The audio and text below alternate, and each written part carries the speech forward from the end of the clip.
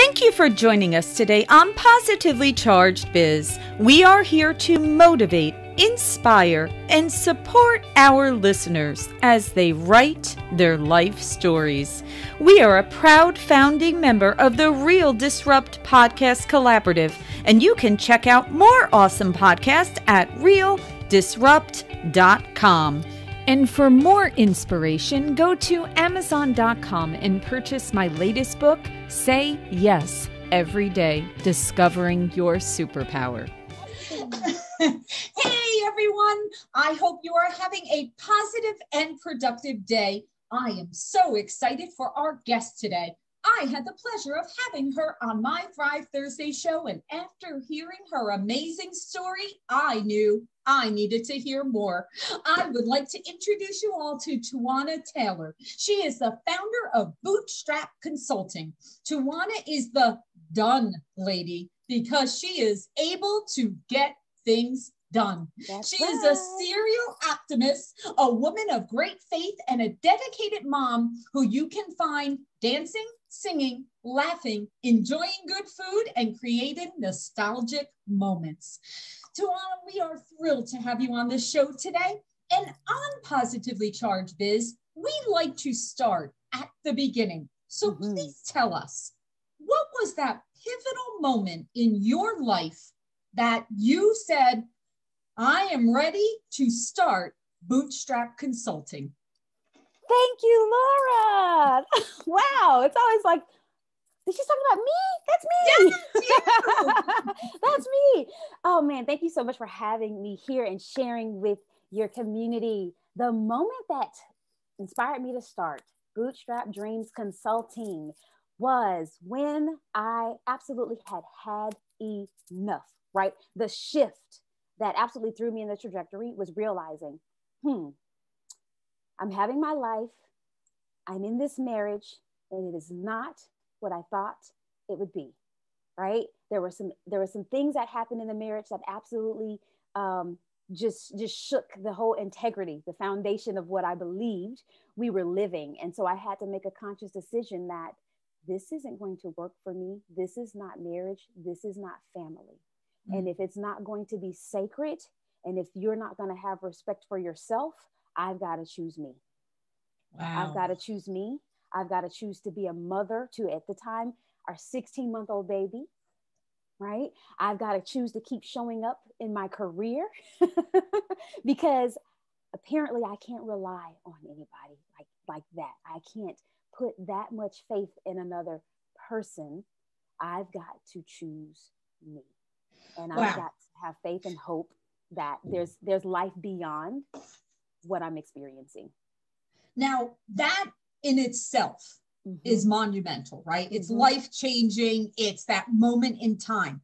But then how do you go from going through, okay, this is not family, I need to make a change. Yeah. How do you go? Because that's one major change, right? Right. Major change.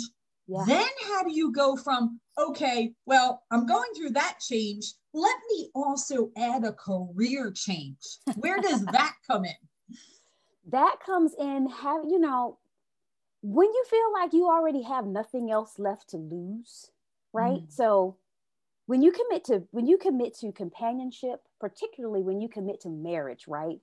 You have said no to a whole lot to say yes to that. Yeah. Right. And being a daughter of the Army, my family is not local. So I don't have grandmas, I don't have cousins, I don't have aunties, uncles that are just nearby that I can just go swoop over and, figure it out, post up with them until I figure it all out. My mom is not local. I can't just go home to mama until I figure it out. Right. And so it was like, at that point, Laura, I didn't have anything else to lose. The biggest part of my commitment of my life, my reality, if I had not given 100% to anything else, not saying I was perfect, but talking about fully committed was my marriage, right? And so it was like, well, since I don't have that, and I can't depend on this person the way I thought I could, right? Not support it the way I thought I could. Well, what else do I have to lose? I'm losing. So it's kind of when you get to that low point. That low point. There's nowhere lower to go. There was nowhere lower to go. There's only one way but up, right? There was only one way up, and it was to hit that trampoline floor and to bounce all the way up to wherever up went, right? And so, because it's okay, the marital home, I mean, built our house from the ground up. Yeah. Right. So it was like the fairy tale. We were living all of the things. There wasn't like any obvious abuse, mental, emotional, name calling, physical, none of that stuff. So it was a complete shock. It was a complete and utter shock. And so it was like, well, the marital home is going up for sale. What do I have to lose? Right. Oh. I have my job. I have my career. I had been, the rapport I had hit, at that point it was, let me see, by the time I resigned, I had literally hit the 10-year milestone. Wow. And so that was like another, like, hey, I've hit my tenure here in my millennial career, right? That was a big deal. Millennials, we don't get, people do not think we're loyal to companies. 10 years is a lifetime at a job now, right? And granted, I had 6 different positions, 6 different promotional opportunities, but it was everything that company invested into me, Laura, I gave it right back to them. Right. I absolutely enjoyed the journey. So coming to the end of my marriage, losing, for lack of better words, my marital home that we were going to at least raise our children in and then figure out what was next. Yeah. You know what?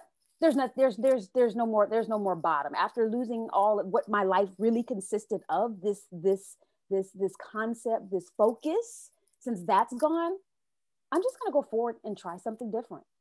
Okay, so tell me where Bootstrap Dreams. It's such a lovely name. It gives you a vision, right, in your brain when you think about bootstrapping dreams, right? Mm-hmm, so tell us where that moment came from when you initially said, okay, here I am. I'm at this low point.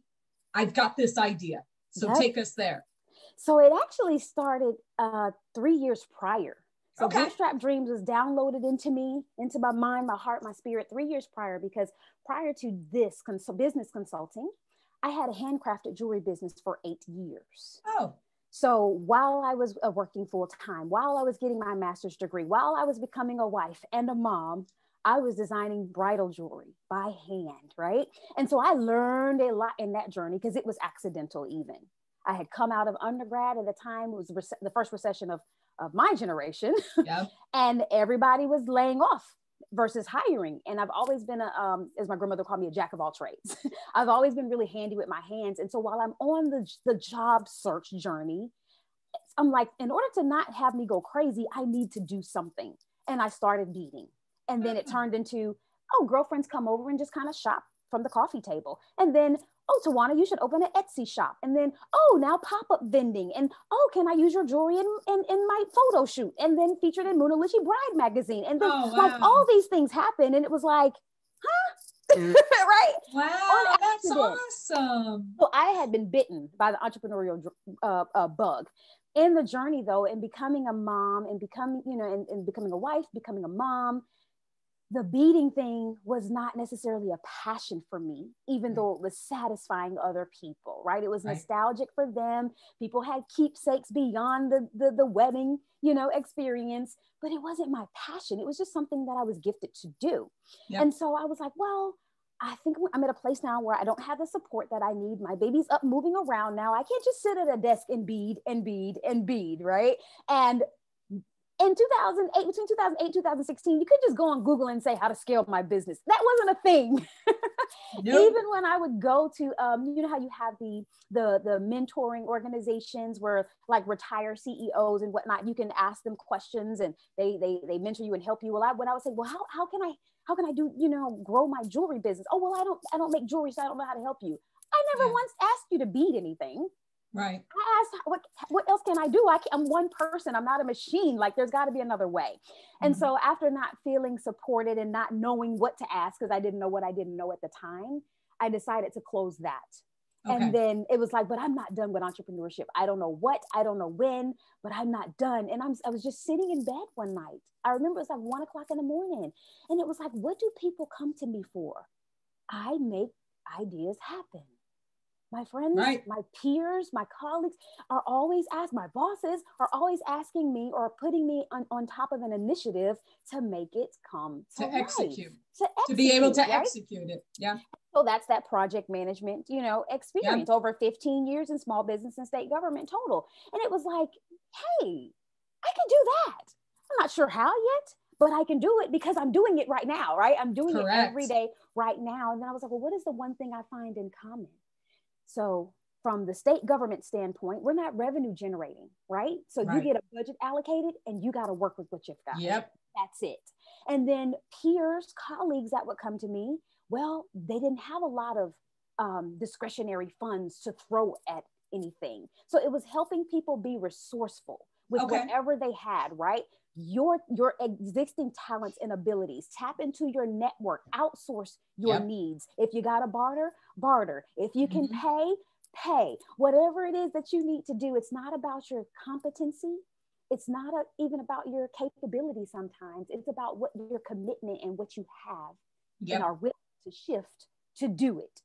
And by just helping people with the D.O.N.E, the D.O.N.E formula, the acronym D.O.N.E, people were able to absolutely manifest what they were envisioning, helping them not be overwhelmed, helping them gradually, let's phase that opportunity, grow into it. And hey, if you can profit from it too, do that. Like, of course. Okay. Just because it comes easy doesn't mean you're not worth having, being compensated for your value.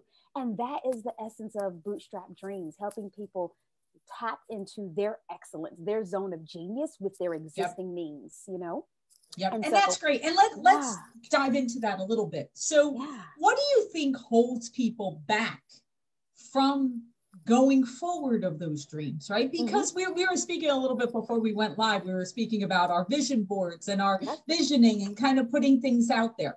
Everyone in the world has a vision of their best life or what their future holds. What holds people back from moving forward towards that? People are held back because they don't believe, right? It's the misconception. They don't believe. They don't believe that they have enough of money, time, talent, skills, abilities, support, right? They don't know how. People get stuck because they're like, oh, I don't know how to do this. I don't know what to do next. Make a decision, right? Slow down. You will always be overwhelmed and you will always get stuck if you start with how, if you're not first clear on what you want to do. Right. If you can define what you want to do, who you want to do it for, why you're doing it in the first place, where you will show up, and when you will start, you can take the next natural step. If you can answer those 5 W's. Right? Okay, so all right, so take me through. Okay, so here I am. Let's just, I'm the example person, and I've got this idea for, I've been doing something on the side, right? So just let's say, and maybe it's not jewelry, but I've been doing something on the side, and I realized, you know what? I really feel good when I do this, right? Whatever this is, but I haven't figured out how to make money at it, right? I enjoy doing it. I have a talent for it. There's something unique about the way I do it. That's right. But I just have not figured out, how do I monetize it? How do I actually monetize it? So let's use that example. And then I reach out to you and I say, okay, I think I've got something. I've got something unique. I feel passionate about doing this. I just can't figure out how to make a living at it. Right. What would you do? Oh, so first I'm going to say, celebrate yourself, Laura, because you do have something amazing. You are absolutely capable and competent. And I believe you are committed and have everything already available to you to get this accomplished. Love it. I am going to absolutely affirm you in that. If it came to you, it's for you to do. Now, how do you monetize it? Packaging your expertise to profit is one of the things that I absolutely enjoy doing. And it starts with you first acknowledging, what do you need? Literally in your day-to-day life right now, right? If you're still employed, I am not the business consultant and accountability coach that's going to tell you to go quit your job today. Right. Not at all. You leverage that, right? You leverage that because you know what you have. Now let's look at your existing budget. What do you absolutely need right now to live? What does that look like monthly? Now add those dream things to it. If you were to be running a business today, what would you like to be your opportunities? Do you want coaching? Do you want weekly massages? Do you want, property investments? Do you want an office? Do you want, what are things that you could have that you don't have currently? Let's tally up what those expenses are, add them to your monthly budget. Now, this is what you would need for your living. This is what you would need for your business. Now, what kind of discretionary income would you like? Right? What does it look like after all your expenses are paid? Now, what would you like to have money to do? And then you list those off. It might be vacation once a month for a week, or, therapy, or, health insurance, or all those different things. Let's add those expenses to it. Okay, now you have this figure, right? You have this monthly figure that's not yet realized, but you see what it's going to cost you to do the business and to live the life that you want to love and lead. Based on that, now, Laura, what is it that you're offering? Right.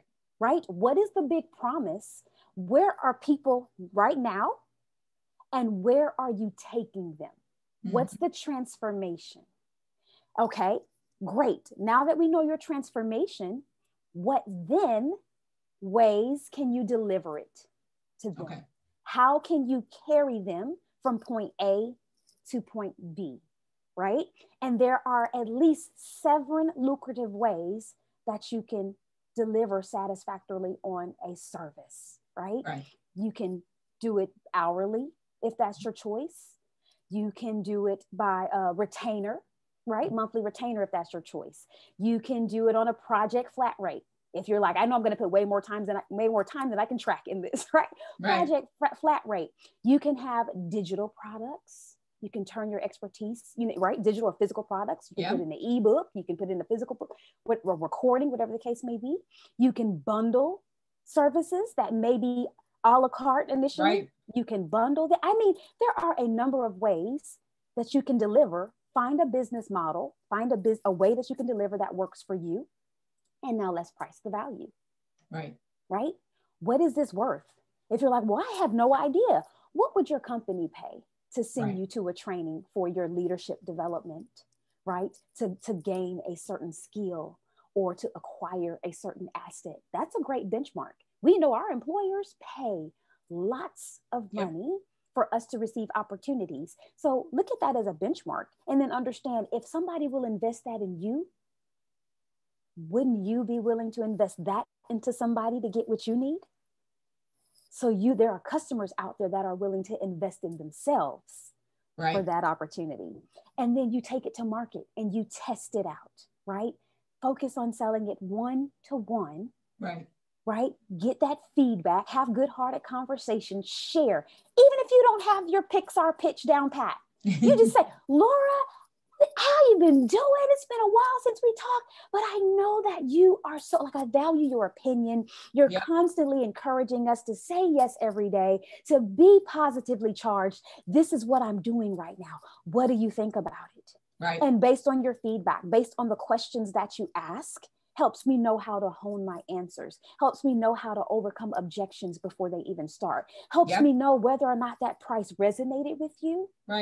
Right? Did it give you pause, or did you say, that's it? Right.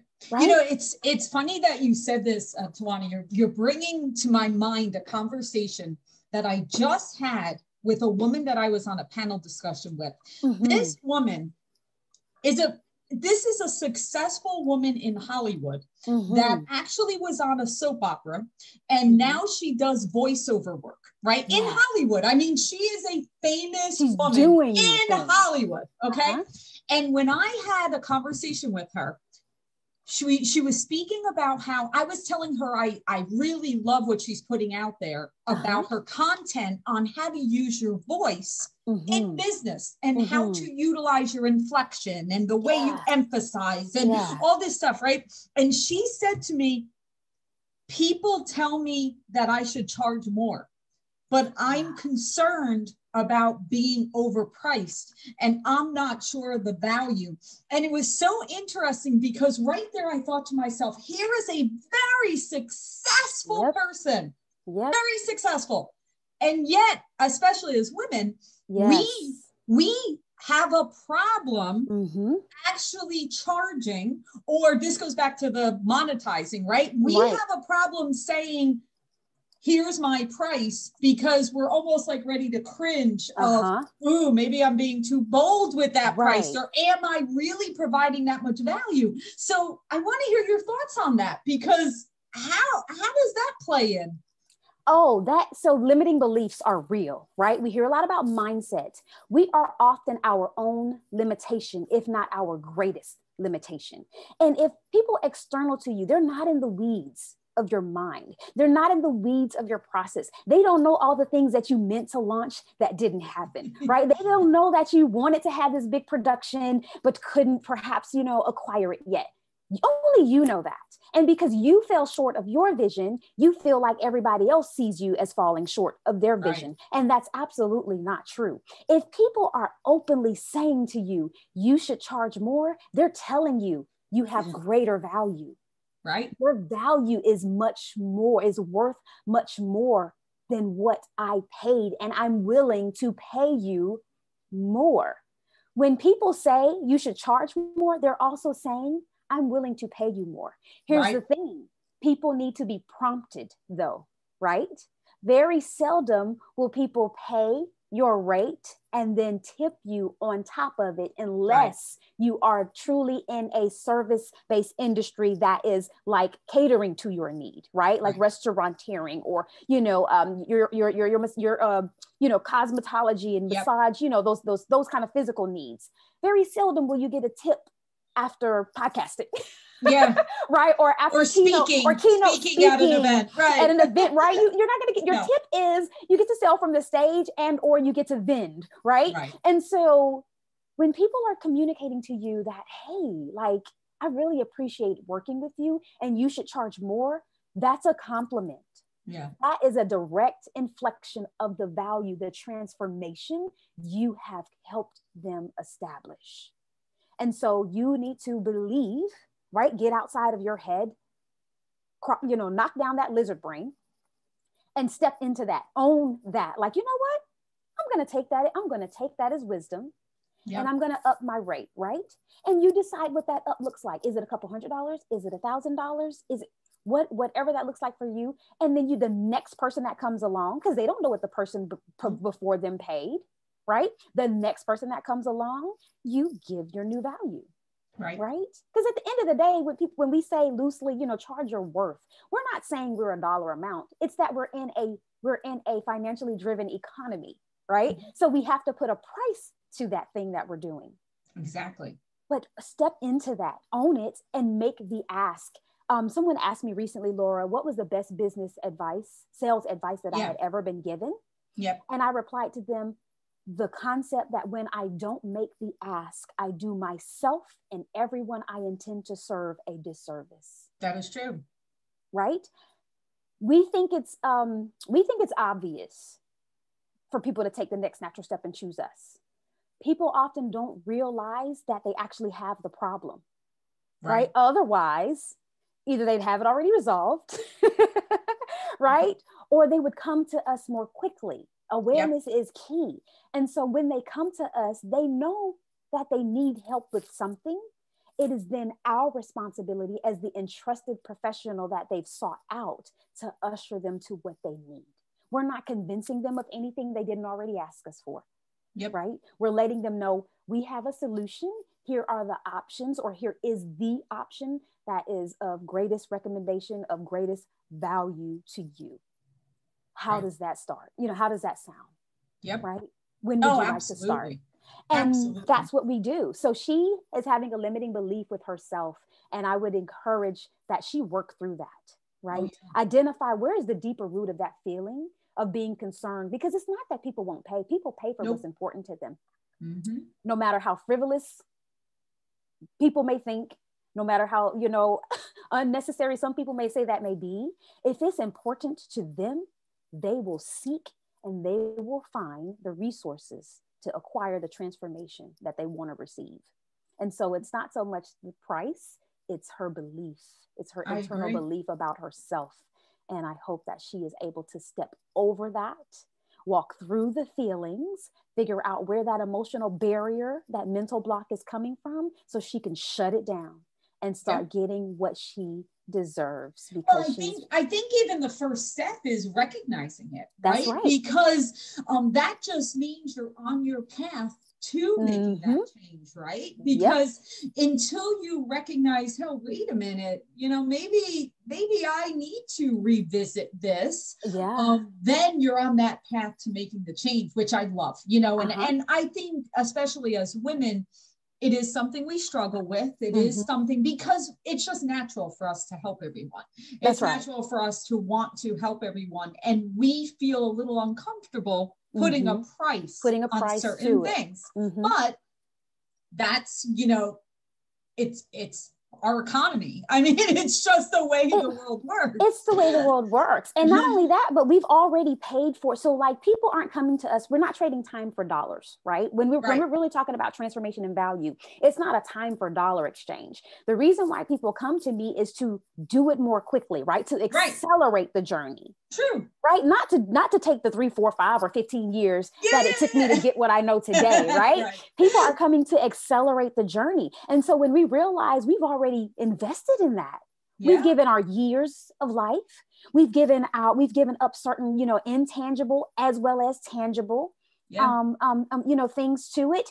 We've sat in courses or workshops for it. We have cried over it. We have denied. It's the expertise. It's the expertise. It's the expertise. It's the journey that we've all gone through to get that expertise. You're paying for that specialist, right? You're going to the heart doctor, or whether you're going to the neurologist, right? You're going for the expertise of someone that has already experienced and gained knowledge to be able to communicate that and get you into that transformation. So that's exactly right. That's very on point.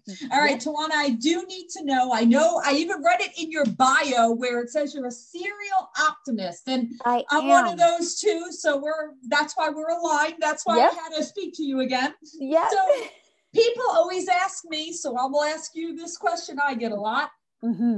How do you continue even when things sometimes would have a reason not to be optimistic? How do you keep in that same mindset? What do you do to stay that way?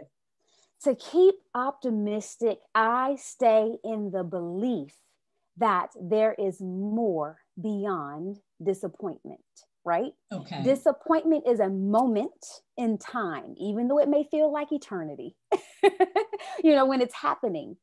But it's really believing that beyond this moment, so long as I have life and breath in my body, there's another chance, right? There's another chance to live. There's another choice to be made. There's another lesson to learn. There's another person who will need what I have experienced, whether it was desired or not. Life is not isolated. It didn't just happen to me, for me, right? It happened for us to share the journey. We were built as people. We were created for relationship. We were created, right, to be in fellowship with one another. And so I'm always like, man, that sucks. I will take the adult pause, Laura. I take the adult pause. I acknowledge it. I feel. If I need to get professional help with the feelings about it, I do that. Once I feel, though, there is just innate ability to say, now what can we do? I know what we can't do. I know what we can't change. Now what can we do? Because that's not going to define me. That's not going to dictate my entire reality. I had somebody ask me the question, do you focus on what has happened to you more or what's in front of you? And I said, a kind of little bit of both, actually. Because of what happened, I can share with you now. Right. And because of that, I'm sharing with you, it catapulted me here, right? So it's like we talked about before the recording, it had to happen. Yes. There's just certain things we don't want them to happen. We wouldn't wish them on a dog with rabies, right? But it had to happen in order to shift you into a certain trajectory. And so there are certain things that I definitely didn't want to experience. And there's certain things that generationally I was like, oh, the buck stops with me. And I still hope the buck stops with me.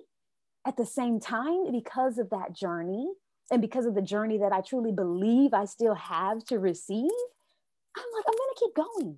I wake up a new day, I'm going to keep going. And so by faith, by being transparent with my friends, my inner circle, family and friends, I let them know, hey, this is who I am right now. And this is who I don't have to be right now, right? I can only give of you what I have in this season. Will you meet me there? Right. That is very important. And it's interesting. I was speaking to a client this morning, and she's very much like us. Like she's a serial optimist, and I love speaking with her. And she said something to me that she loves speaking to me because she can be herself and she can share where she is in this, like you said, in this season, in this moment. She can be truthful with me.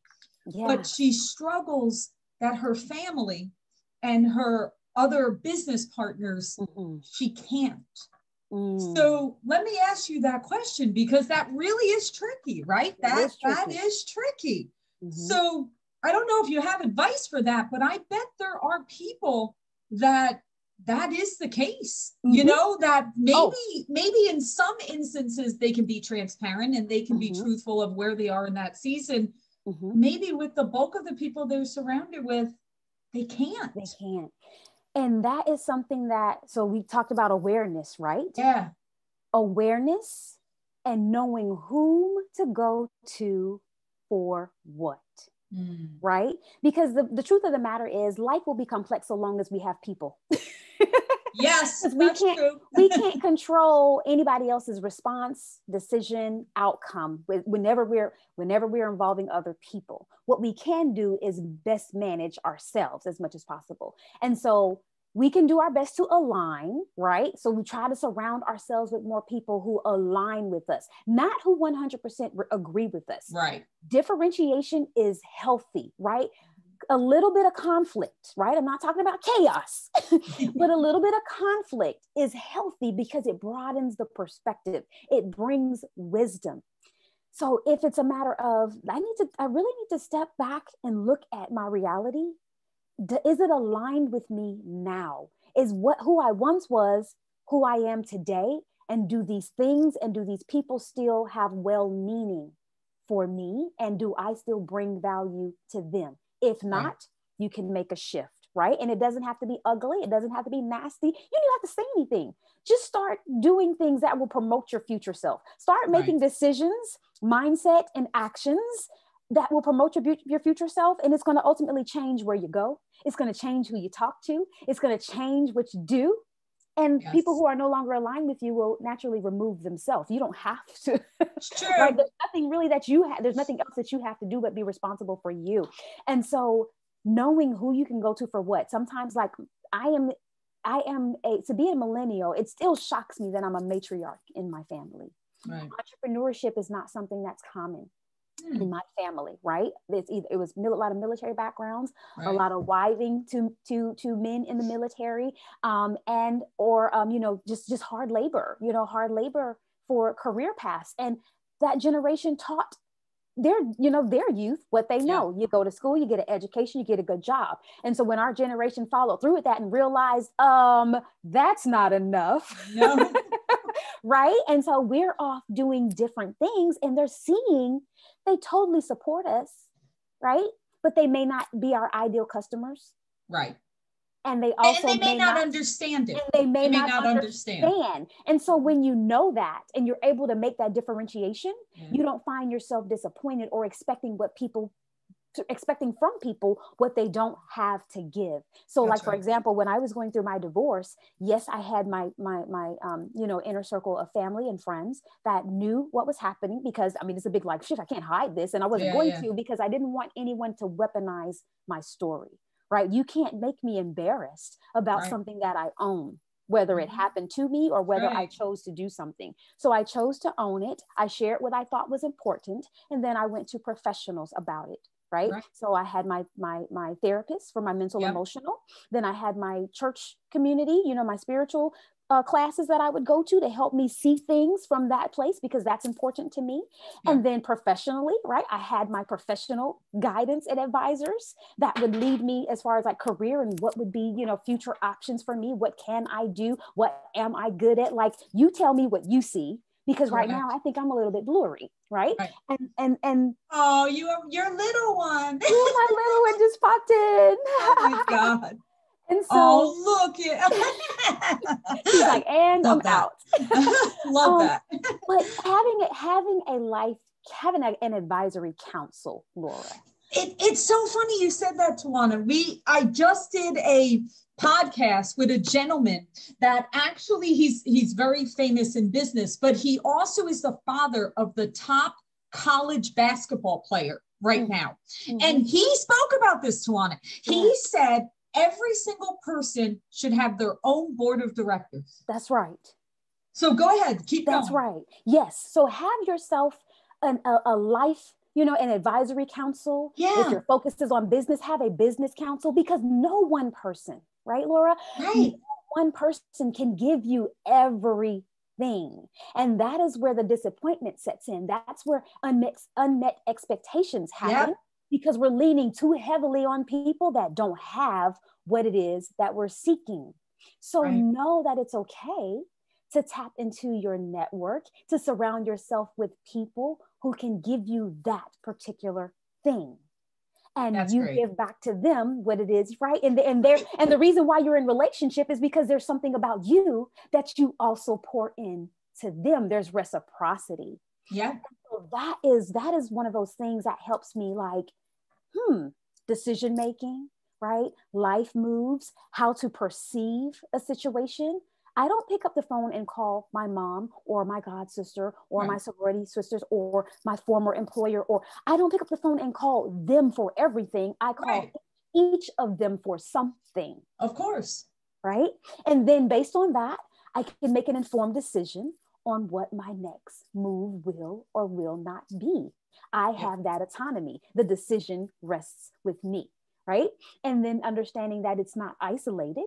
So by me, you know, going to my counsel and taking in their ideas, their suggestion, but me making an informed decision, I can live with that. I can rest peacefully at night because I know it's not arbitrary. I'm not just doing what I feel like doing. Right?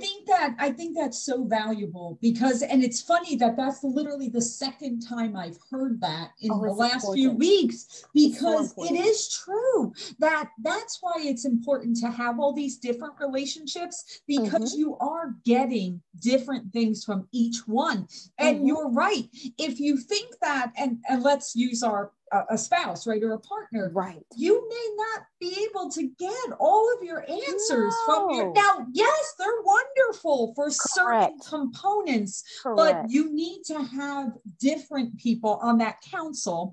And I always say, people that do have a connection, that care, you know, you do want to have someone that cares about your well-being. Absolutely. But like you said, ultimately, just the decision lies with you. That's right. You have to take in this information and process it and ultimately make that decision for yourself. And ultimately make the decision. And if you're not willing to make the decision, you will always be stuck, right? You will not get to your future state of being because you will always be in a present reality. And that future state of being starts now, right? It's not, when I get to X, Y, and Z. People think success happens when something else happens. No, success happens right now. It starts with those very unseen, small, gradual steps, right? Small steps lead to big victories. And that's what I love about project management. That's why when I am consulting with people, holding them to the fire and to their hopes and dreams through accountability coaching,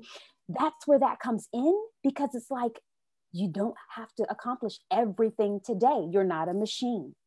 You're not a machine. You can phase yourself into this reality. And it starts with the small decisions that you make that lead to those big finishes. It's compounding.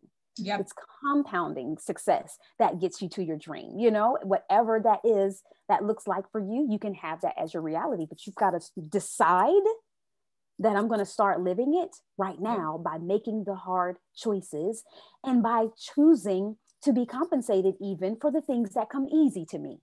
That is okay. Right. Well, they come easy to you because you're an expert in them.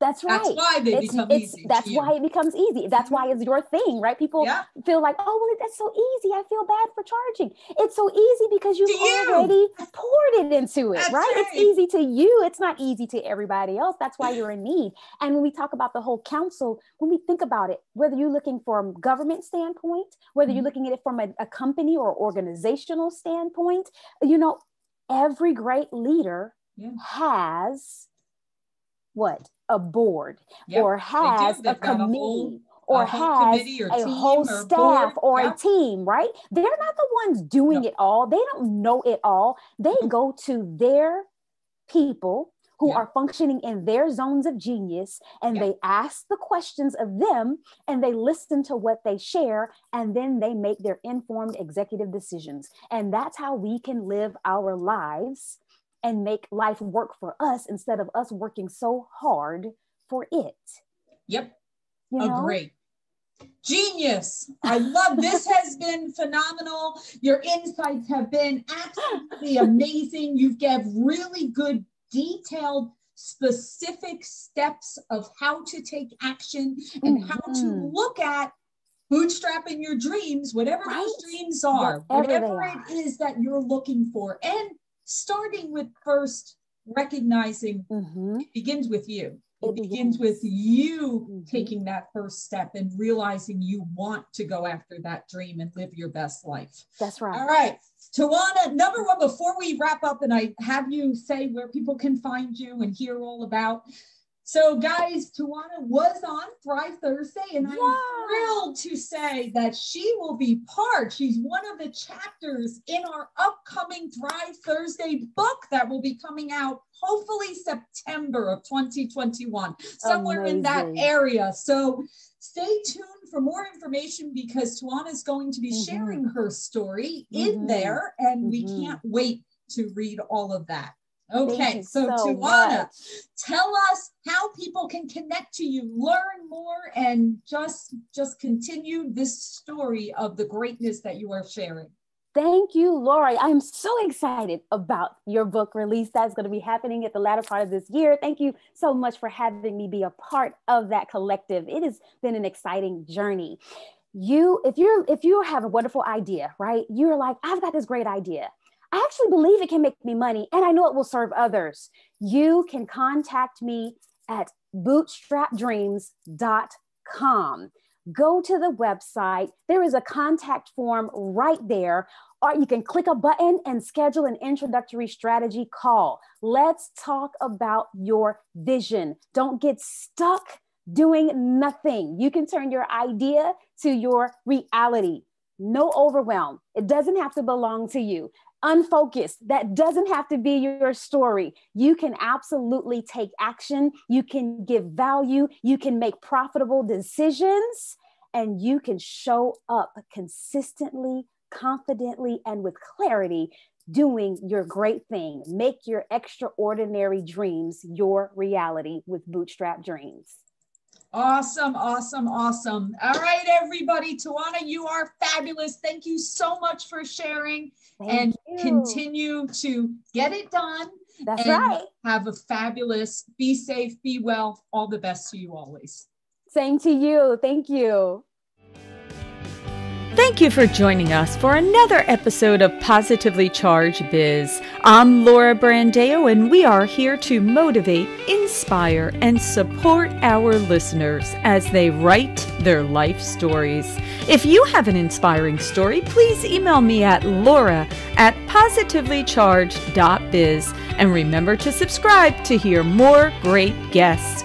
And connect to us on Facebook at Positively Charged and Instagram at Positively Charged Podcast. Until next time, we wish you a positive day.